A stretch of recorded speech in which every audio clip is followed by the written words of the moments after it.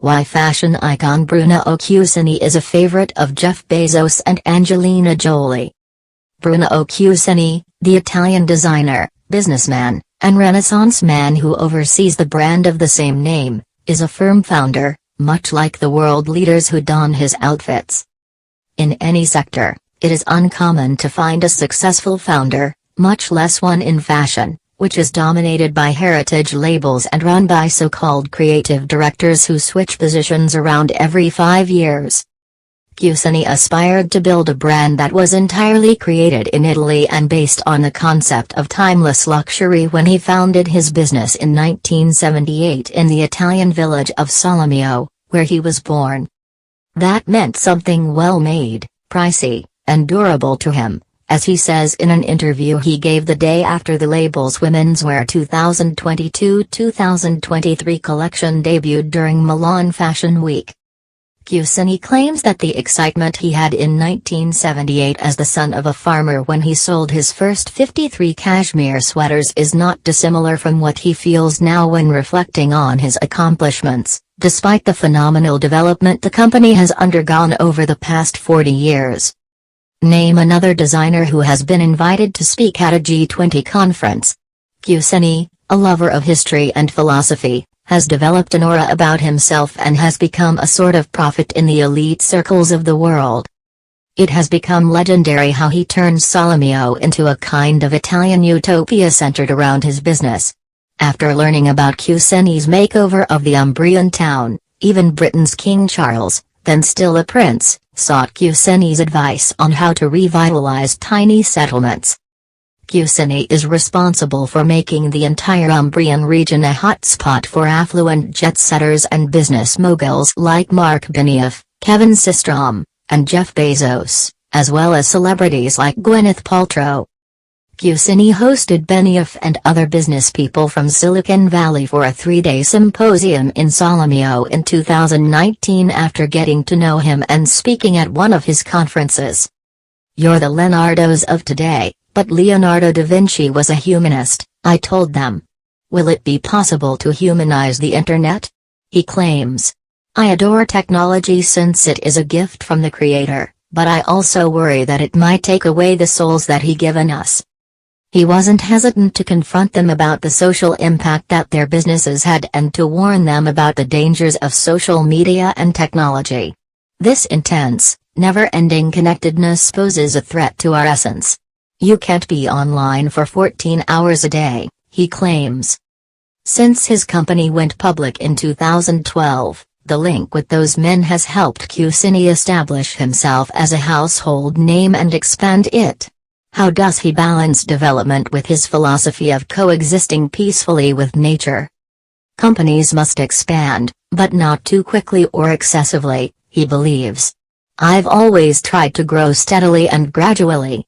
We have increased by 10 to 11% year on average. It is a sound growth. What's the point of growing so quickly, exactly? You must strike a balance." He recalls inviting 6 Buddhist monks to Solomeo once and one of them saying, "Let's eat just the proper quantity so that there's enough for humanity," as they were preparing to eat a vegetarian lunch. He handles everything in life and business in the same manner. "All of my old suits are kept at home. I'm sporting a 2012 jacket," he claims. "I advise people to buy less and not waste money.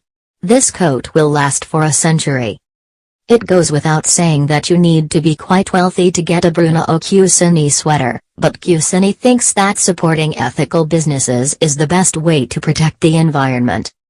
Young people are particularly interested in where and how products are created, as well as whether doing so impacted the environment. A new social contract is required. "I prefer to be a user instead of a consumer. I prefer to preserve something and pass it down to future generations rather than consume it and discard it." After the coronavirus pandemic, there has been a day of reckoning.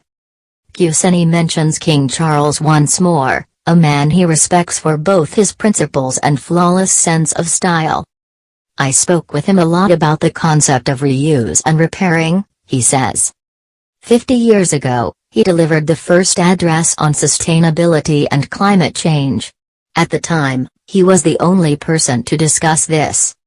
He has always served as an inspiration to me. He moves with such excellent judgment and is so classy and lovely. There are numerous pictures of him in our menswear studio, which you can see. The ultimate endorsement for a company aimed at the 1%, those really wealthy people who are not particularly impressed by celebrities and instead look up to somebody like Bezos, comes from billionaire tech moguls and monarchy. According to Kusini, we don't pay celebrities.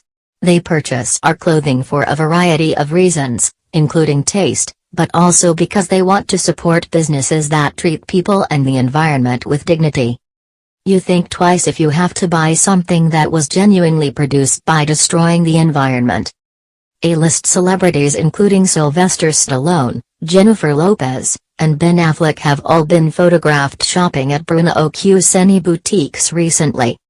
Although Angelina Jolie is another devoted customer, unlike most high-end brands, this one prefers to keep these connections secret and avoids using them to promote its goods. Kusini plays by his own rules and has no intention of selling to a luxury firm anytime soon, despite the fact that his company is registered on the Italian Stock Exchange. We want to be independent because having my family involved, making everything in Italy, and making sure that this lasts for the next 2 centuries was my life's desire, he explains.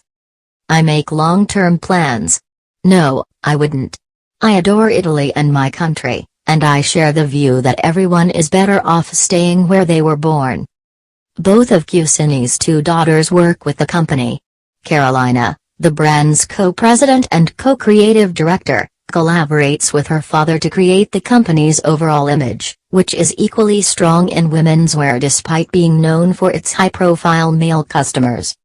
She maintains a low profile, is quiet and discreet, and lends a feminine feel to the brand. When we first meet her, she talks with affection about her idyllic upbringing in the hills of Umbria and her one and only trip to Mongolia in 2017, recounting her visit to the goat farms that provide the company's primary raw materials. When her father was a young man, he traveled to Asia for the first time in 1989. His journey began in Hong Kong, where he experienced his first mobile phone, and continued through Beijing and Mongolia.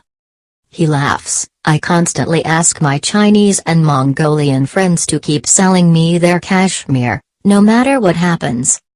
After getting to know Kusini, his family, and his devoted staff, it seems simple enough to sip the Kool-Aid.